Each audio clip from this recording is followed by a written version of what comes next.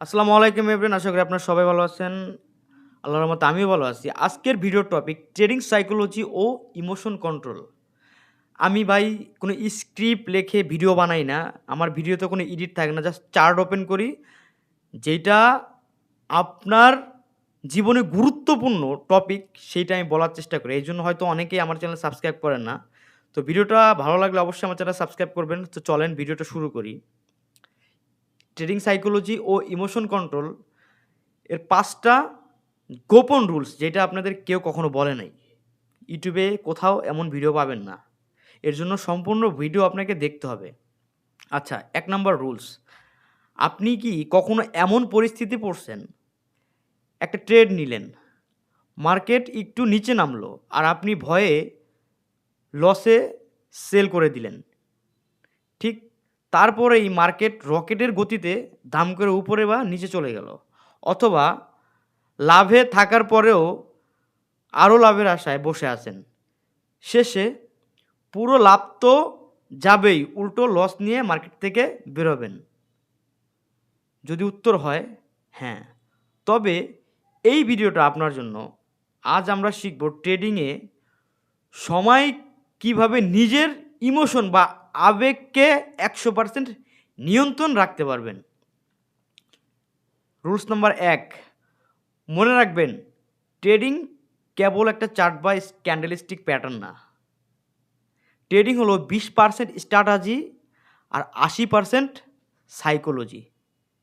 ঠিক আছে? যখন আমাদের টাকা মার্কেটে থাকে, তখন আমাদের মস্তিষ্ক লজিক বা লজিক বাদ দিয়ে আবেগের মধ্যে একটা ভুল সিদ্ধান্ত নেয়। আসুন জেনে নেই এই আবেগ দমনের ৫টি রুলস। প্রথম রুলস, ট্রেড এন্ট্রি নেওয়ার আগেই এক্সিট প্ল্যান রেডি রাখুন।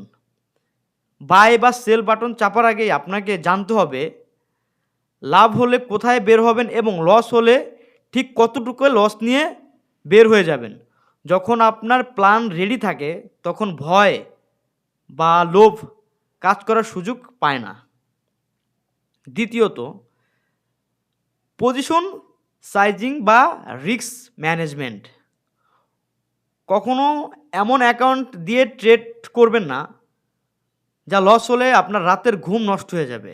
আপনার মোট ক্যাপিটালের ১ বা ২%-এর বেশি এক ট্রেডে রিস্ক নেবেন না। যখন আপনার যখন আপনার সীমার মধ্যে যখন আপনার সীমার মধ্যে থাকে তখন ইমোশন এমনিতেই কন্ট্রোল হয়ে যাবে।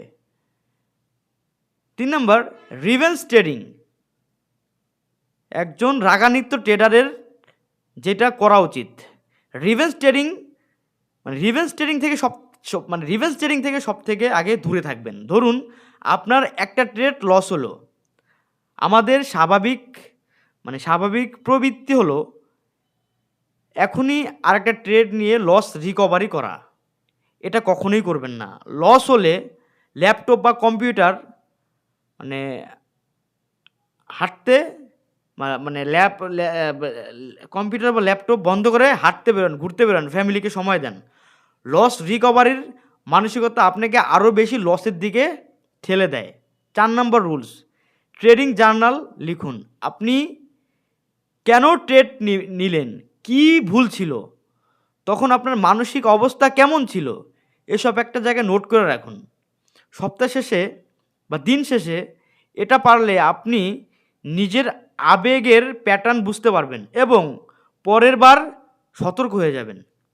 ৫ number, green profit booking. ৫ number rule হচ্ছে প্রফিট বুকিং।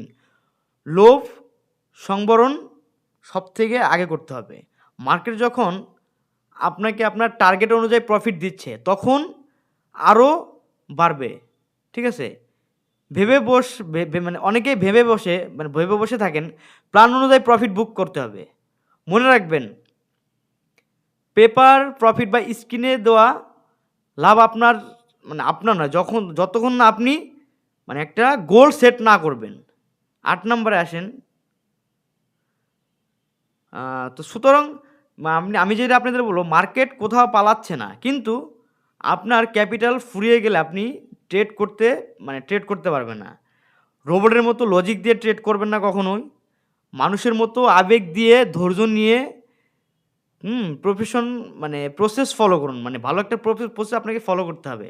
তাহলে আপনি সফলতার মুখ দেখতে পারবেন। ঠিক আছে? তো ভিডিওটা ভালো লাগলে ভিডিওটা ভালো লাগলে লাইক দিন এবং কমেন্টে জানান ট্রেডিং করার সময় আপনার সবচেয়ে বেশি ইমোশন কাজ করে নাকি ভয় নাকি লোভ? দেখা হবে পরের ভিডিওতে। আর যেটা হচ্ছে একটু ইমোশনাল যে ব্যাপারটা বলি, ট্রেডিং করার সময় অবশ্যই আপনাকে স্ট্র্যাটেজি তো 20% কাজ করে সেটা আমি আপনাদের বললাম। আর সবথেকে গুরুত্বপূর্ণ ইমোশন কন্ট্রোল করতে হলে আপনার মন মানসিকতা ঠিক থাকতে হবে। আপনাকে একটা প্রপার গাইডলাইন নিয়ে ট্রেডিং সেটআপ নিয়ে বসতে হবে। যেখানে আপনি সবসময় একটা জিনিস চিন্তা করবেন, আমি এখানে জুয়া খেলতে আসিনি। ঠিক আছে? ট্রেডিং এমন একটা জায়গা যেখানে আপনাকে কোটিপতি বানাবে ভাই। কিন্তু এই কোটিপতি হওয়ার মাইন্ডসেট নিয়ে আপনাকে ট্রেডিং করতে হবে। এখন আপনি যদি ট্রেডিংকে জুয়া মনে করেন, তাহলে ট্রেডিং আপনার জন্য না। ট্রেডিংয়ে ইমোশনাল ও সাইকোলজি ভাই অনেকটাই গুরুত্বপূর্ণ। সাইকোলজি ঠিক রাখতে হলে আপনার মাইন্ড ঠিক রাখতে হবে, আপনার মন মানসিকতা ঠিক রাখতে হবে, আপনার আশেপাশে পরিবেশ ঠিক রাখতে হবে। আপনি কখনো নেশা করে ট্রেডিং আসবেন না ভাই। ট্রেডিং সাইকোলজির জায়গা, ট্রেডিং ইমোশনাল জায়গা, ট্রেডিং একটা রিস্ক ম্যানেজমেন্টের জায়গা। সবসময় এটা মাথায় রাখবেন। এটাই হচ্ছে আমার শেষ কথা। যদি ভিডিওটা ভালো লাগে অবশ্যই আমার চ্যানেলটা সাবস্ক্রাইব করবেন। কারণ সাবস্ক্রাইব করলে আপনি বিগত যে ভিডিও আমি আপলোড দিব, প্রত্যেকদিন আপনি একটা ভিডিও আপলোড দিব যেটা আপনার ট্রেডিং জার্নিকে আরও সহজ করে দিবে। আসসালামু আলাইকুম, ভালো থাকবেন।